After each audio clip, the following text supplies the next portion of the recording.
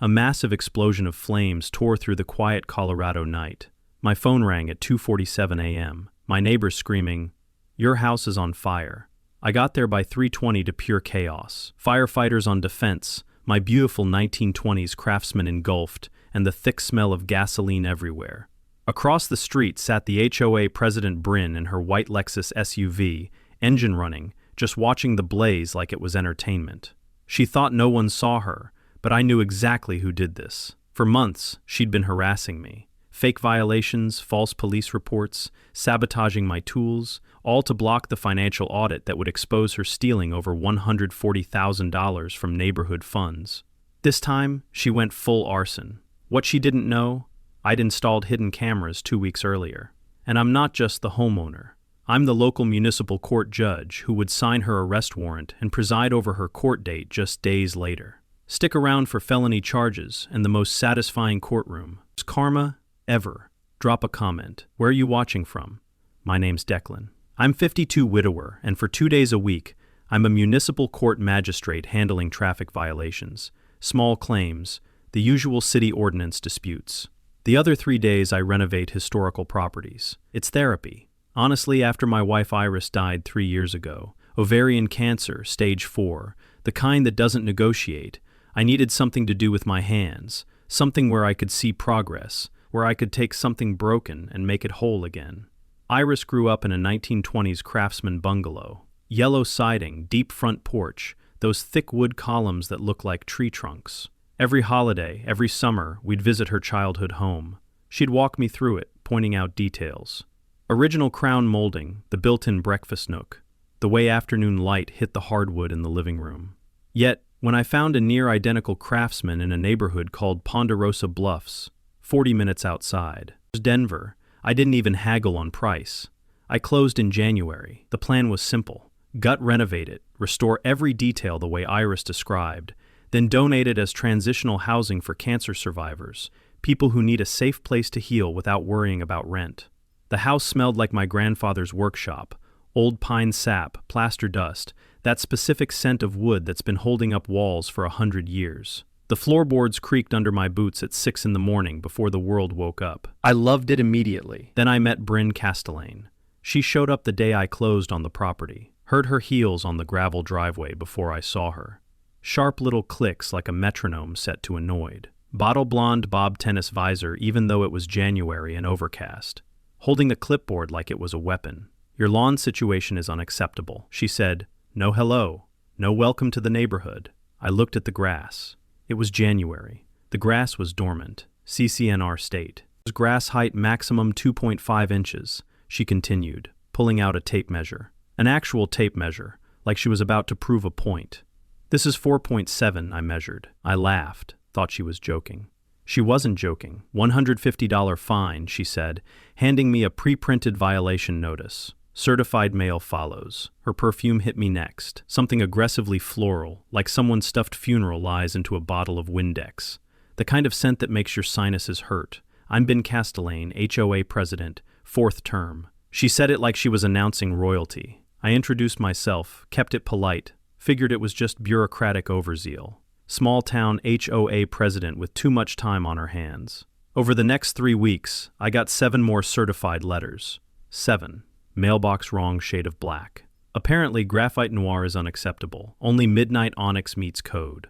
Construction dumpster visible from the street, even though I'd applied for the permit, and it was still pending. Work truck parked in. It was my own driveway overnight. Unapproved exterior paint sample, which was me testing wood stains on the back porch, completely invisible from the street. I started noticing a pattern. My neighbors had the same violations. Same mailbox color, same work trucks, same construction mess. But they weren't getting letters, just me. Then Bryn said something that made the hair on my neck stand up. "This neighborhood has standards," she said, standing on my porch, looking at my renovation supplies. "We can't have it looking like a construction yard for those people who flip houses for Section 8. The way she said those people, I tasted metal in my mouth.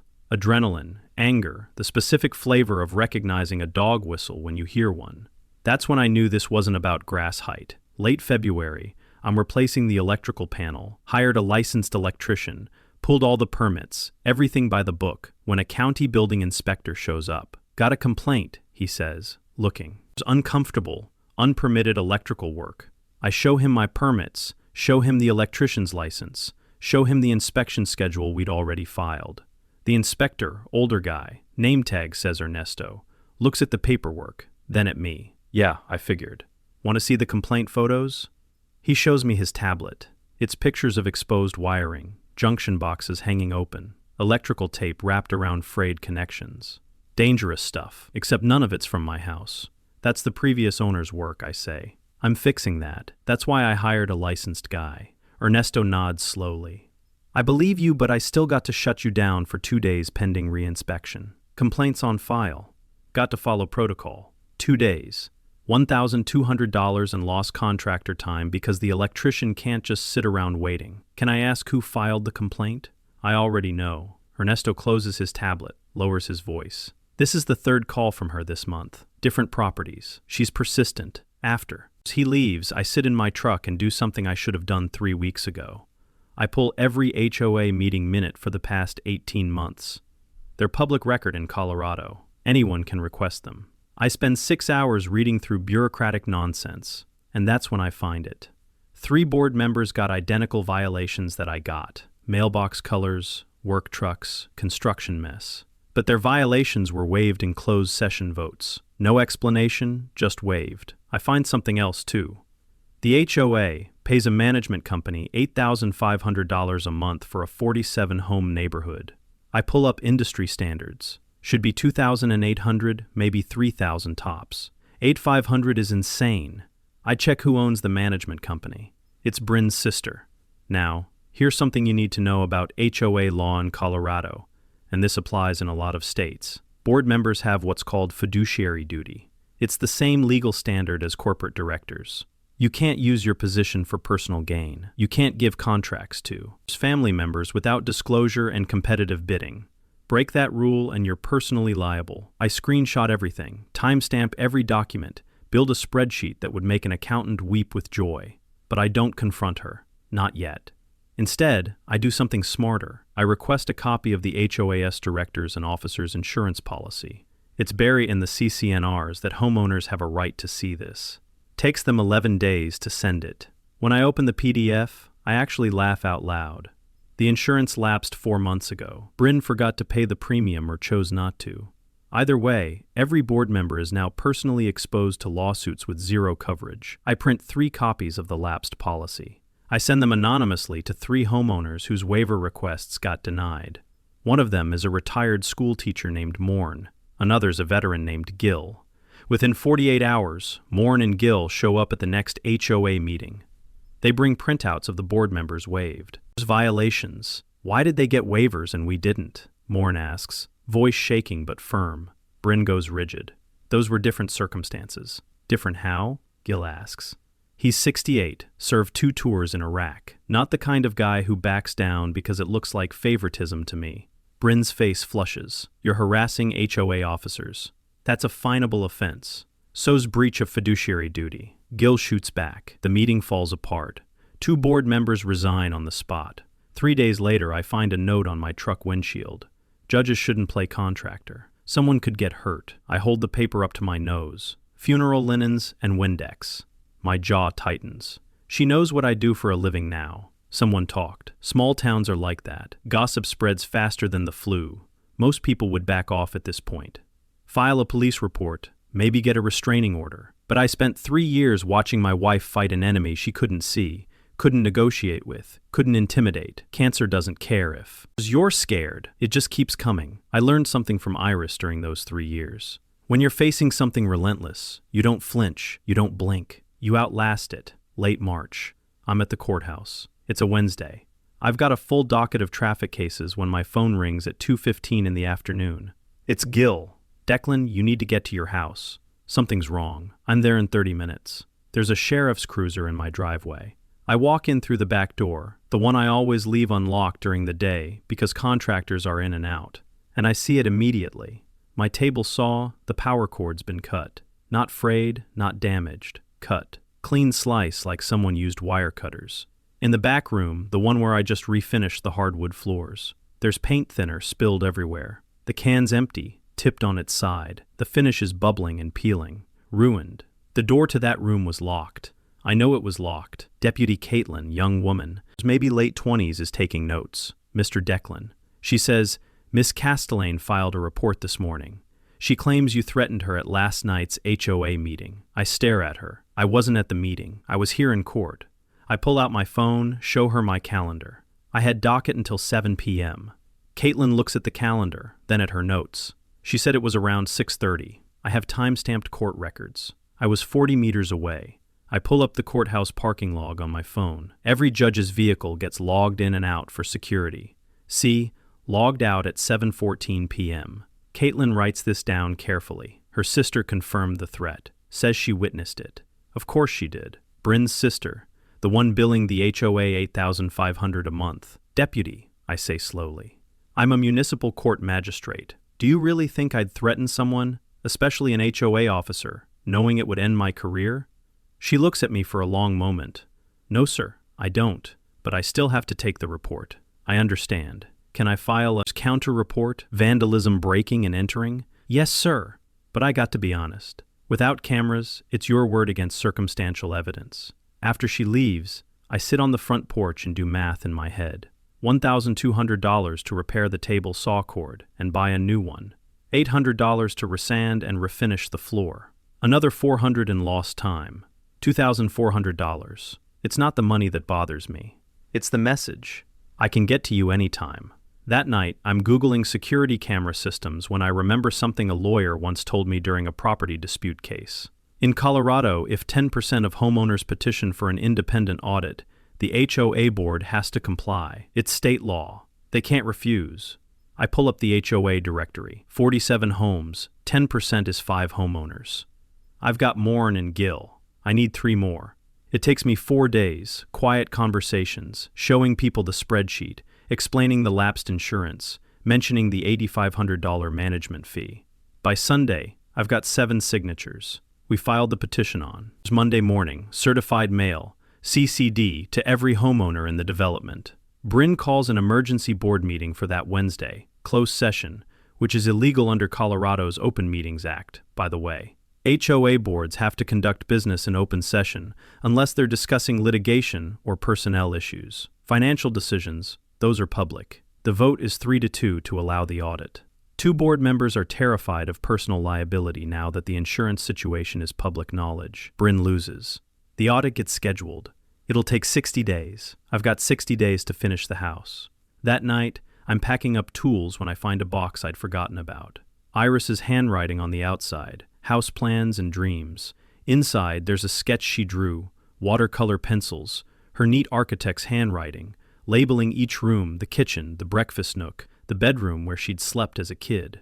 At the bottom, she wrote a house should be a place where people heal. I sit on the porch until the sun goes down, holding that sketch, and I make a decision. This isn't about beating Bryn anymore. It's about finishing what Iris started. But if Bryn wants to keep coming at me, fine. I'm a patient man. I've sat in courtrooms watching criminals talk themselves into convictions for 15 years. I know how to wait.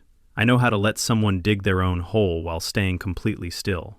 Iris used to say, "Don't interrupt your enemy when they're making a mistake." So, I won't.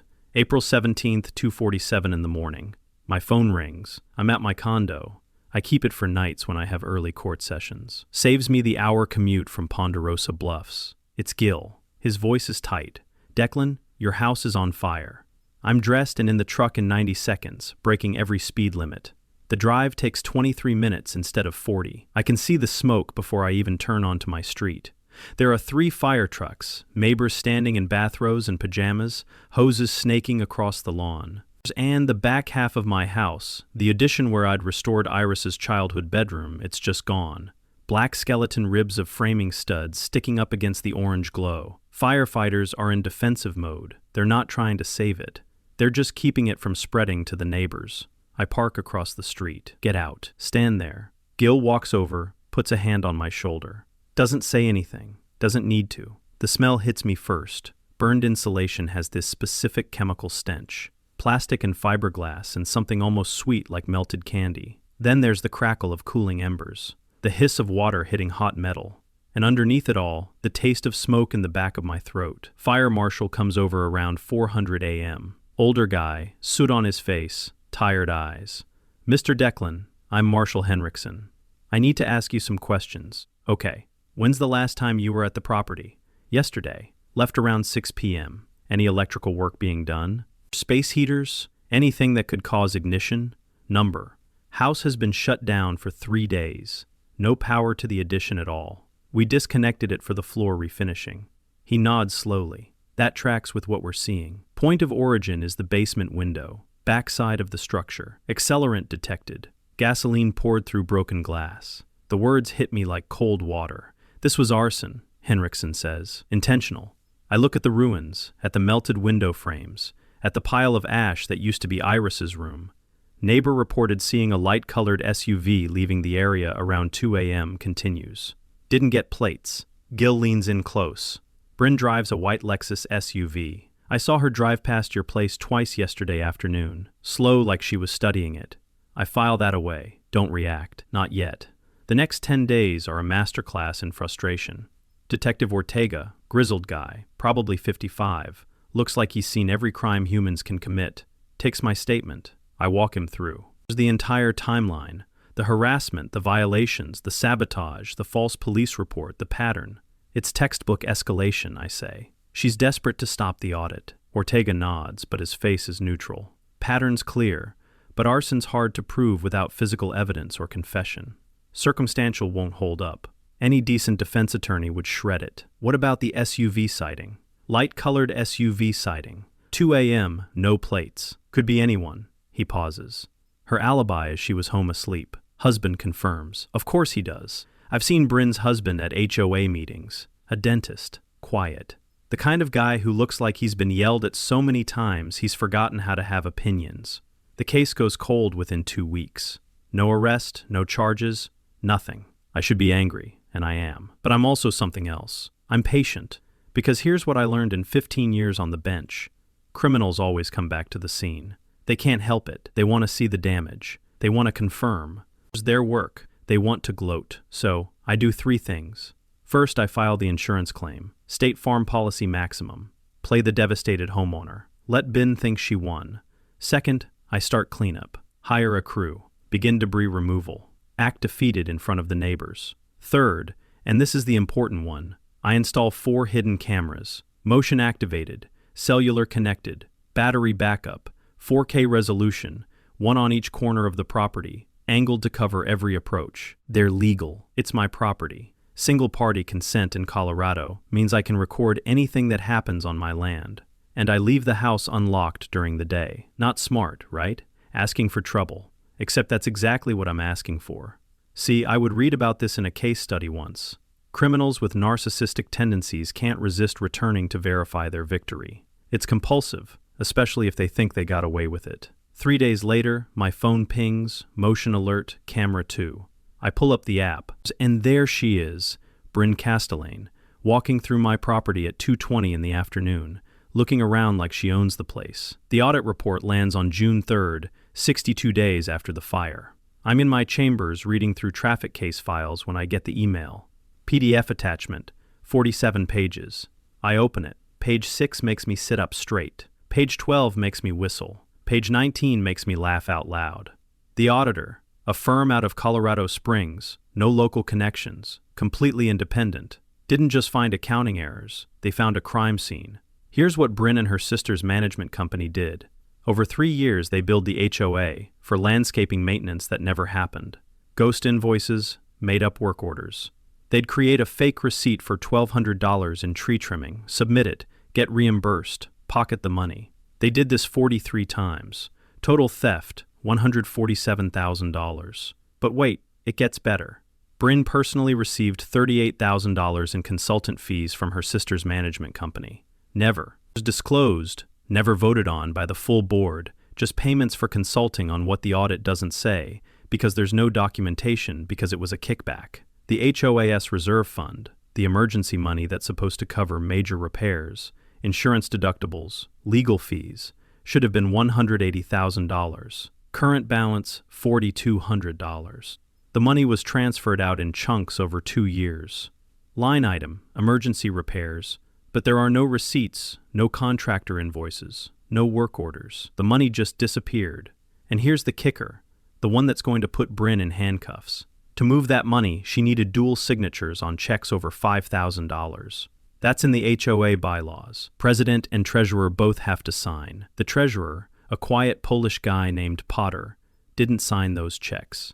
Bryn forged his signature twice. The audit includes forensic handwriting analysis. It's not even close. She didn't even try to make it look real. Now, I know what you're thinking. Isn't forgery hard to prove?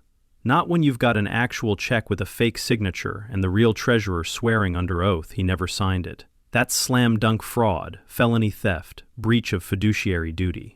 The auditor's final note, and I love this, says, "The patterns observed suggest intentional misappropriation rather than accounting error. We recommend immediate referral to law enforcement and consultation with legal counsel regarding board members' personal liability." I forward the audit to all 47 homeowners. Within an hour, email chains are exploding. By that evening, there's a recall petition circulating. By the next morning, 3 board members resign. Potter, the treasurer whose signature got forged, files a police report for identity theft and fraud.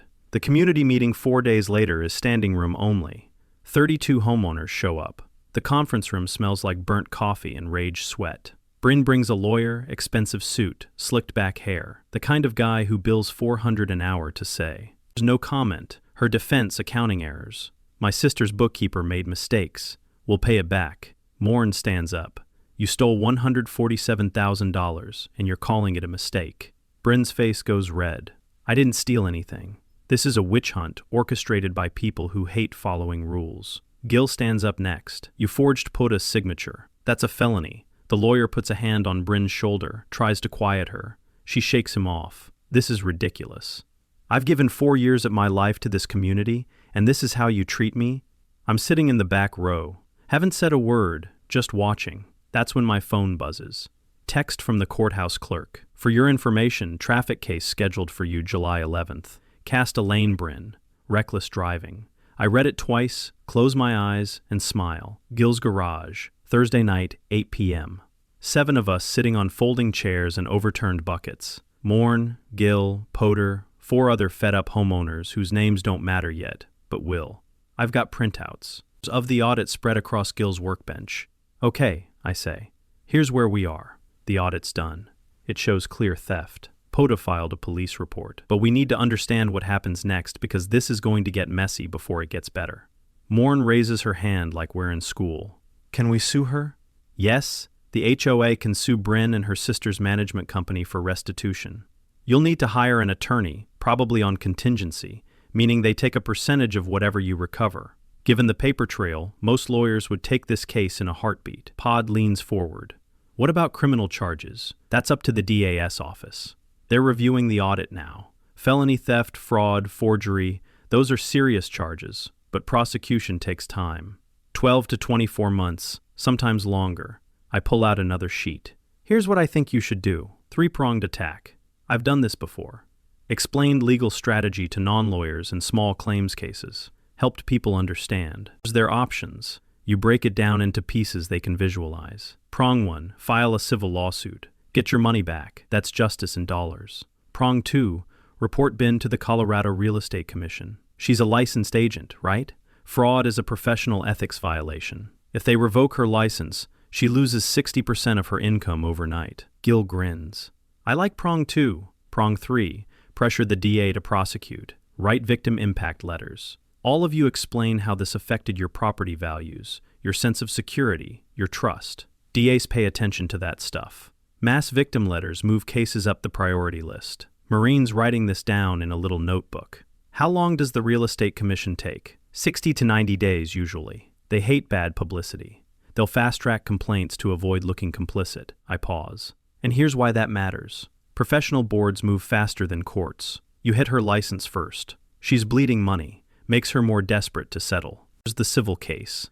Now, let me explain something about HOA law that most people don't know, and this is important. Board members have fiduciary duty. That's a legal term that means you have to act in the best interest of the organization, not yourself. It's the same standard as corporate directors. You breach that duty, you're personally liable. Translation: Bryn can't hide behind the HOA. Her personal assets, house, cars, bank accounts are all on the table. One of the other homeowners, a younger guy named Marcus, raises his hand. What about us? Are we liable for what she did? No, you weren't on the board. You didn't vote on the fake contracts. You're victims, not accomplices. I look around the room, but the HOA as an entity could get sued if someone claims you should have caught this earlier. That's why you need to act fast. New board, new bylaws, new management company. Show good faith. We spend the next hour drafting a game plan. Mean volunteers to coordinate the lawsuit research. Gil will organize the victim letters. Poda will handle the recall election logistics. My job, I'm going to file the real estate commission complaint. All 11 of us will sign it. But there's something else I'm doing, something I haven't told them yet. The hidden cameras on my property caught Bryn trespassing 3 days ago.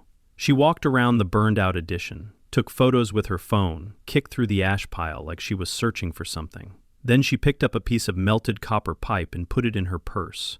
I've got it all on 4K video. In Colorado, trespassing is a misdemeanor. But evidence tampering, removing or destroying evidence from a crime scene, that's a felony, especially if it's connected to an ongoing arson investigation. I'm not giving this footage to Detective Ortega yet. I'm waiting because here's what I've learned about people like Bryn. They can't stop. They're addicted to control, to winning, to getting away with it. She'll come back. She'll make another move, and when she does, I'll have her. The meeting breaks up around 10:30. Everyone's energized, angry in a productive way. Morn hugs me on the way out.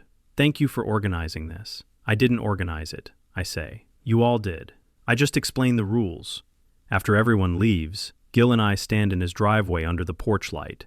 You think she knows you're the one pushing this? He asks. Probably. But she can't prove it. And even if she could, so what? I'm a homeowner. I've got every right to advocate for an audit, to explain the law to my neighbors. Gil nods slowly.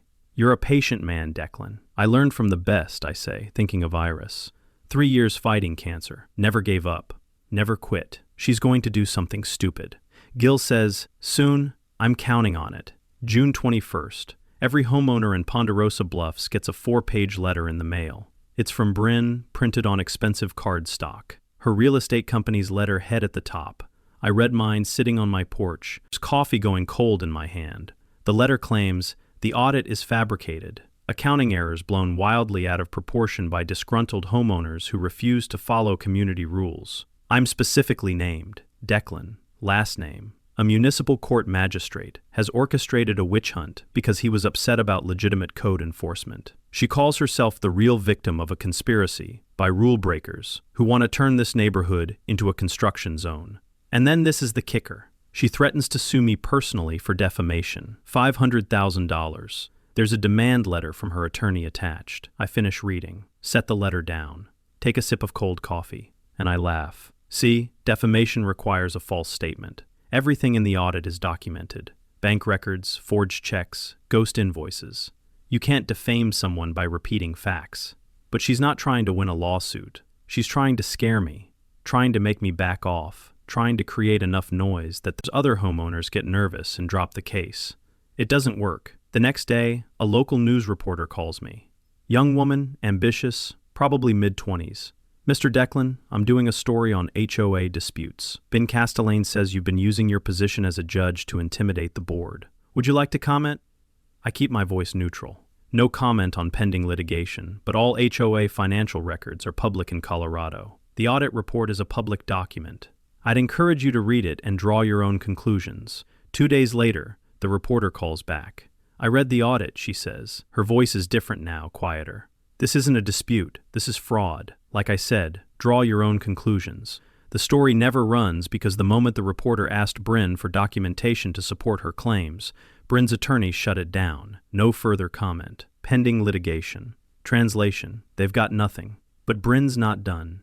On June 28th, I get a certified letter from the Colorado Office of Judicial Discipline. Someone filed an ethics complaint against me. The allegations used my position as a judge to intimidate an HOA board, threatened legal action while serving in a judicial capacity, conflict of interest, abused authority to access public records for personal gain.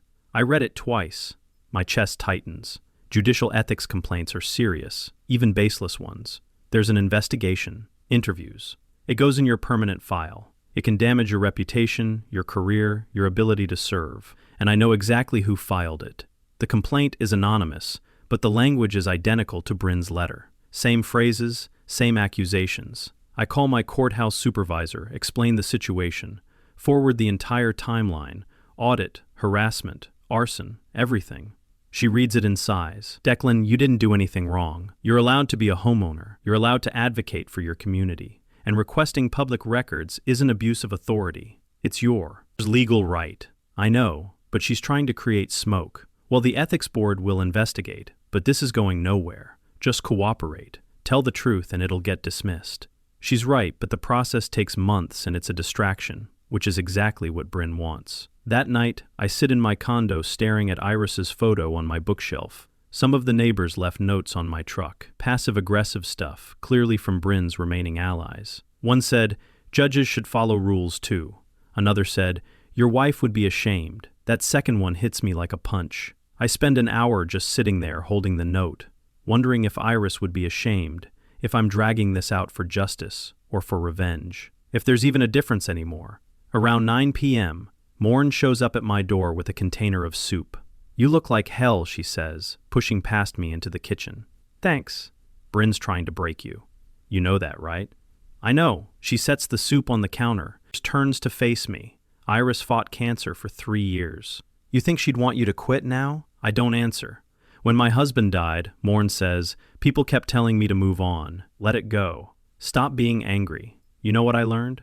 Sometimes anger is the only thing that keeps you standing." She's right, and I know what Iris would say. She'd say, "Don't let small people make the world smaller." I eat the soup, get a decent night's sleep for the first time in a week. And the next morning, I send Detective Ortega an email with an attachment. Subject line: Evidence in arson case, trespass and tampering. The attachment is 43 seconds of 4K video showing Bryn on my property, removing evidence. 3 hours later, Ortega calls. "I'm taking this to the DAA today. July 7th, 8:45 p.m. There's a knock on my condo door. I'm not expecting anyone.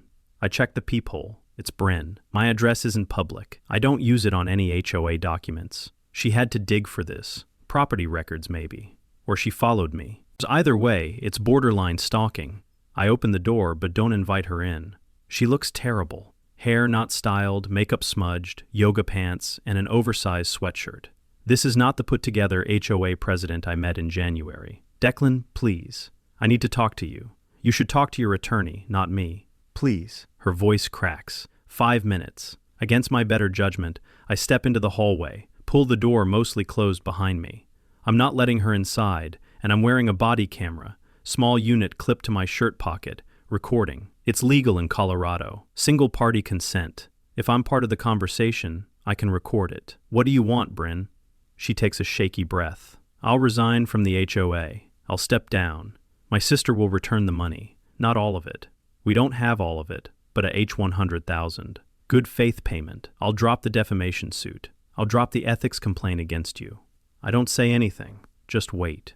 Just tell the DA to drop the charges. She says, "You're a judge. They'll listen to you." I'm a municipal judge. I say slowly. Traffic violations, small claims. I have zero authority over felony prosecutions. And even if I did, what you're asking is obstruction of justice. Her face twists. "You're destroying my life over a few rule violations, over some accounting errors. Your insurance paid for the house. You're fine, but you can't just let it go, can you? Accounting errors?" My voice stays level, calm. "You stole $147,000. You forged signatures. You committed arson." I didn't.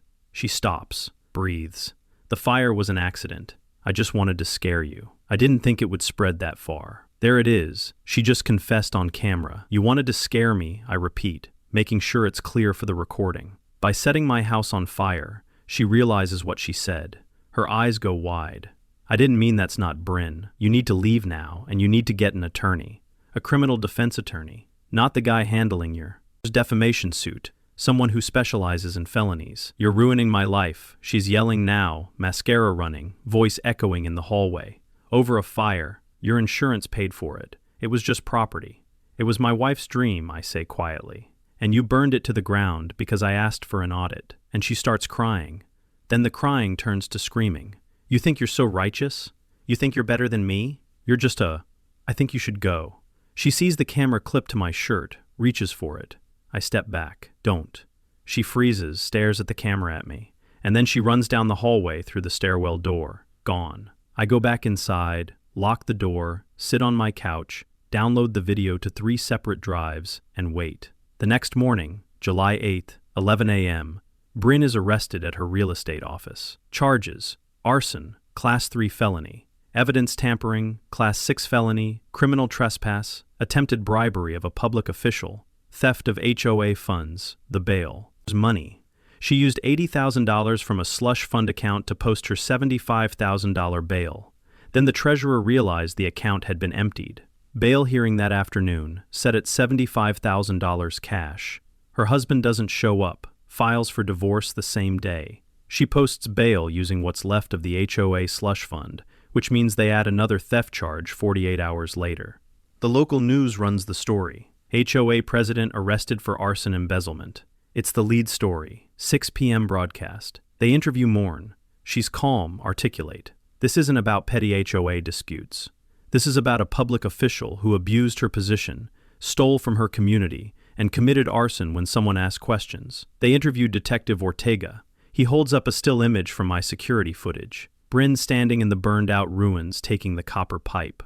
Evidence speaks for itself, he says. They try to interview Bryn. Her attorney issues a statement. Miss Castellane maintains her innocence and looks forward to. It's her day in court. That night, I drive out to the house. Reconstruction's almost done. Insurance money came through, contractors worked fast, the addition's rebuilt, new framing, new windows. The bedroom that Iris sketched is taking shape.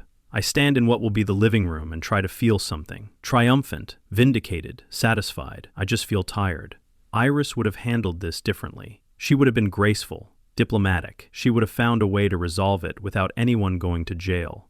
But then I remember the other 11 homeowners, the ones whose reserve fund Bryn stole, the families she threatened, the culture of fear she created, and I realize justice isn't revenge. It's making sure she can't do this to anyone else. My phone buzzes. Court clerk, reminder, traffic docket tomorrow, 9 a.m. Castellane case. I read it 3 times. Tomorrow, July 11th, 8:45 a.m. I'm in my chambers putting on my robe. Black polyester, zipper up the front, Colorado state seal on the left breast. I've worn this thing 1,000 times. It should feel normal today. It feels like armor. I check the docket one more time. Case number 24, TRC 8844. City of Denver versus Bryn Castellane. Reckless driving 93 in a 55. School zone adjacent. Ticket issued April 19th. 8 days after the arson, I walk into courtroom 3B at 8:58. The gallery is packed. Municipal traffic court doesn't usually draw crowds. Most days there are maybe 5 people, defendants waiting for their cases. Occasionally a family member. Today there are 32 people in the gallery. I recognize faces. Morn, Gill, Pod, 8 other HOA homeowners. The reporter from the local news with a photographer. Detective Ortega in the back row, arms crossed watching. And at the defense table, Bryn Castellane and her attorney, not her criminal attorney, a different one. This is just a traffic ticket, so she hired cheaper representation. A guy in a wrinkled suit, probably 2 years out of law school, looks nervous. Bryn's facing. Away from me when I enter. The bailiff calls out, "All rise. Court is in session." The Honorable Magistrate Declan presiding. She stands, turns, and sees me. The color drains from her face in stages. Spray tan orange to pale pink to courthouse marble. Her mouth opens, closes, opens again. No sound comes out. I take the bench, sit, arrange my papers. The courtroom smells like floor wax and old legal briefs. The air conditioning hums. I can hear Bryn's shallow breathing from 15 feet away. "Good morning," I say. My voice is neutral, professional. Court is in session. Case number 24, TRC 8844. City of Denver versus Bryn Castellane. Defendant present. Her attorney stands. "Yes, Your Honor. Miss Castellane, you're charged with reckless driving exceeding the posted speed limit by 38 miles per hour in a school zone. How do you plead?" Her attorney tries to speak. "Your Honor, Given my client's current legal circumstances, we request a continuance to denied. I don't let him finish. This court's jurisdiction is limited to traffic matters. Your client's other legal issues are irrelevant to today's proceeding. Miss Castellane, how do you plead? Bryn's voice is barely audible. Not guilty. Thank you. Prosecution, you may present. The city attorney, a woman named Sarah Tatum, smart, efficient, no nonsense, stands up. Your Honor, the people submit dash cam footage from Officer Rodriguez's patrol vehicle timestamped April 19th at 2:47 p.m. She plays the video on the courtroom monitor. It's crystal clear. Bryn's white Lexus SUV doing 93 in a 55. The speedometer in the patrol car is visible on screen. Kids are visible on the sidewalk near a school crossing. The video also shows Bryn throwing a lit cigarette out her window, littering. And when Officer Rodriguez pulls her over, she makes an obscene gesture at him before stopping. The gallery murmurs. Sarah sits down. The people rest. I look at the defense attorney. Your witness may testify if she wishes. He stands, clears his throat. Your Honor, my client admits she was speeding, but maintains the speedometer in her vehicle was malfunctioning. She was unaware of her actual speed. Miss Castellane, I say, looking directly at her, did you not notice that you were passing other vehicles traveling at normal speed? She stares at me, doesn't answer. Miss Castellane, I was distracted. Were you aware you were in a school zone? Signs are posted 500 feet in advance. I don't remember. Did Officer Rodriguez inform you of your speed at the time of the stop? Yes. And what did you say when he told you? Her attorney stands. Objection. Relevance. Overruled. Miss Castellane. Answer the question. She looks at her lap. I told him I had personal problems and he should leave me alone. What personal problems were distracting you on April 19th? Long silence. Miss Castellane. I was dealing with Jim. Issues at work. Issues serious enough to endanger children's lives, but not serious enough to prevent you from driving. No answer. I let the silence hang for 10 seconds. 20. Miss Castellane, I find you guilty of reckless driving as charged. Fine of $1,200. 6 points on your license. Mandatory driver improvement course for the littering offense. Additional $500 fine for reckless endangerment in a school zone. 40 hours of community service. Bryn stands up. Her voice cracks. This is bias. You're punishing me because of the HOA. The courtroom goes silent. I lean forward, keep my voice calm. Miss Castellane, I have presided over 1,400 traffic cases in this courtroom. Every defendant who endangered children in a school zone receives this penalty. You are not special. You are not exempt. You are not a victim. I pause. The difference is most defendants show remorse. Her face twists with rage. You think you're so righteous? You're just a my gavel comes down once. Sharp crack. Contempt of court. Additional $500 fine. Deputy, please escort the defendant out. Officer Caitlin, same deputy from the false police report months ago, walks over. Bryn's crying now, shoulders shaking. Caitlin takes her arm gently, leads her toward the door. The gallery sits frozen. As the door closes behind Bryn, there's a beat of silence. Then quiet applause breaks out. I don't acknowledge it. Just gather my papers, rise, and exit through the side door. The crack of the gavel still echoes in my ears. October 15th, 6 months after the fire, Bryn takes a plea deal. Her attorney calls it pragmatic. The DA calls it justice. She pleads guilty to arson and evidence tampering.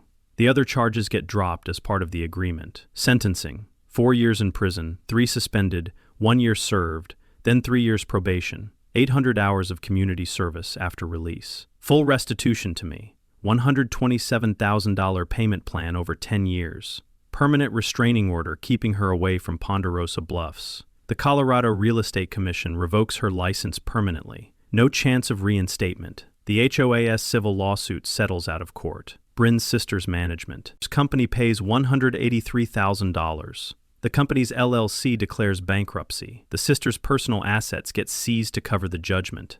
The HOA gets its money back. New board elected.